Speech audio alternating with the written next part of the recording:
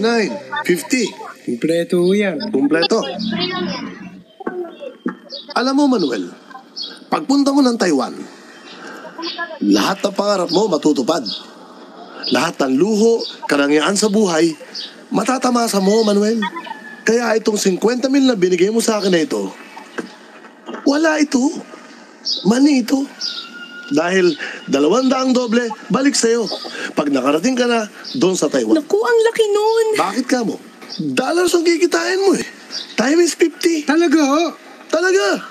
Biro mo, 50 plus. Naku, Mr. De Guzman, sigurado na ho ba talaga ang pag-alis ni Kuya Manuel? Iha.